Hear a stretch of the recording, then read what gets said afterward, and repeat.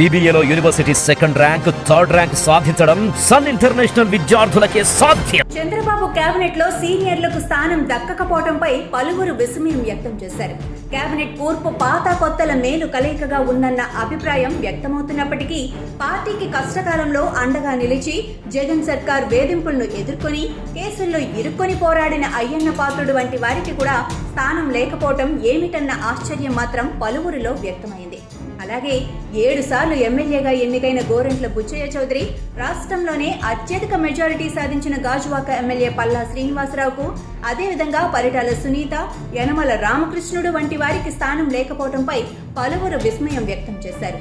అనుభవజ్ఞుడైనప్పటికీ నిన్న మొన్నటి వరకు వైసీపీలో ఉన్న ఆనంకు కేబినెట్ లో స్థానం కల్పించిన చంద్రబాబు తొలి నుంచి పార్టీని అంటిపెట్టుకుని అనేక ఆటుపోట్లను ఎదుర్కొన్న వారికి కేబినెట్ లో చోటు దక్కకపోవడంపై ఒకంత అసంతృప్తి కూడా వ్యక్తమైంది. గోరంట్ల బుచ్చయ్య చౌదరి అయితే తాను కేబినెట్ లో చోటు దక్కుతుందని ఆశించానని మీడియాతో చెప్పేశారు కూడా. అయితే మెల్లమెల్లగా చంద్రబాబు సీనియర్లను పార్టీ కోసం పనిచేసిన వారిని విస్మరించలేదని, కేబినెట్ లో స్థానం కల్పించకపోయినా అందుకు సమాన స్థాయి పదవులను ఇచ్చే యోచనలోనే ఉన్నారని తెలుస్తోంది.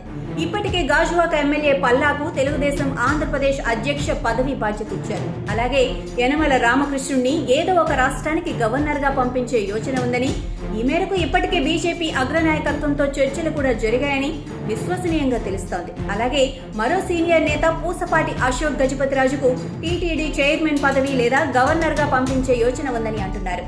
ఇక పరిటాల సునీతకు సైతం ఏదో ఒక కీలక పోస్టు ఖాయమని చెబుతున్నారు. ఇప్పటికే ఆమెకు ముఖ్యమంత్రి కార్యాలయం నుంచి పిలుపు వచ్చిందని చెబుతున్నారు. ఇక అయ్యన్న పాత్రుని అసెంబ్లీ స్పీకర్ గా ఎంపిక చేసే అవకాశాలున్నాయని గట్టిగా వినిపిస్తోంది.